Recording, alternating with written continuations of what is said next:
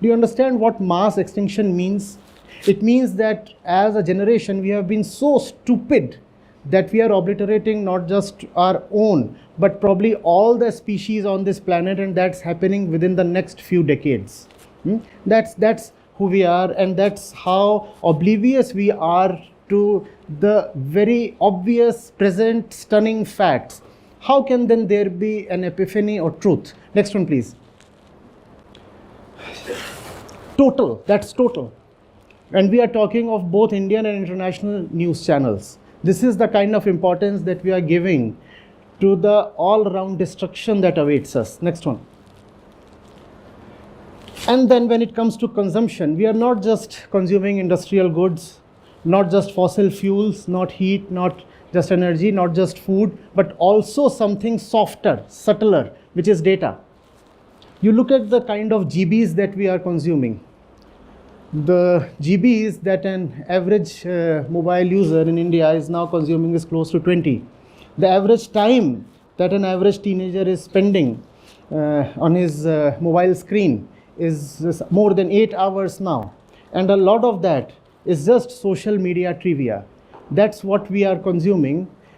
And the result is an exponential rise in misinformation, fake news, loss of creativity, and even loss of IQ. We'll come to that later. Yes. Now,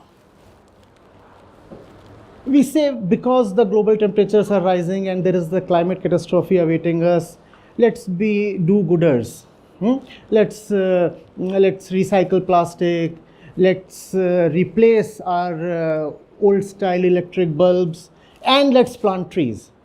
The thing is, planting trees is way too insufficient now. It's not going to help. You look at the data, you require a land mass much greater than the size of India to be forested, to be planted with trees if you are to make any substantial impact. Obviously, that's not going to happen. So these 2 trees, 4 trees that we are thinking of planting are not going to help, because the cause is consumption. The cause is overpopulation. Who consumes? The people consume. And because there are so many of us, that's why the consumption levels are so high. Yes.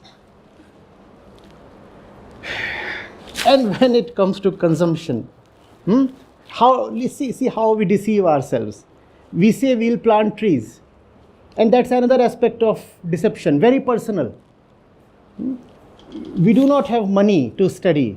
We do not have money to invest in entrepreneurship. We do not have money for research and development, but we have all the money for bridal jewelry. India stands at number 2 there, and see the striking contrast. Number 150, number 190, what are the ranks in the last 3 points? 142, 144, 146. And what's the rank up there? First point, number 2. Number 2, education, per capita income, health spending, we are nowhere. But when it comes to gold, when it comes to weddings, we are right at the top. That's who we are. And are we in touch with these facts, or we take these things as normal? If we really are in touch with these facts, you would be astounded. We would be shocked.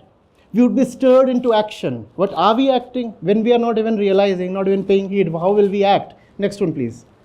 Extremes. An example of extremes here. Can you imagine roaming around in a t-shirt on Antarctica or on the Arctic? But that's what is happening. Look at the temperatures. And there is no typo there. We have not missed out on a minus sign. That's 38 degrees. Yes, not minus 38. And that's on the... That's the kind of extreme weather events that we are already into. We are not forecasting. Nobody is acting as a doomsday warner or something. 83% increase in extreme weather events. Remember the Australian forest fires? Remember the European heat waves? Remember what is happening in Pakistan and Bangladesh next door, the floods? And remember what is happening in India as well, the frequency of cyclones. An 83% increase over just the last 1 or 2 decades. That's where we are. flood and other water related, that's just a number, $5.6 trillion by the next decade or by 2050.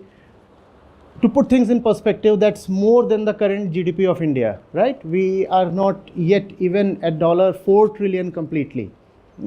But the economic loss comes later. It's the human loss that's the worst tragedy. And we are yet to fathom the magnitude of what we are already into and neck deep into. But we talk of other truths. We talk of metaphysical realities. We talk of knowing the unknown and even the unknowable. When we do not know even that which is present right in front of our eyes. We do not know the obvious facts that stare at us and would destroy our lives, but we want to know of some hidden mystical reality. How will that work?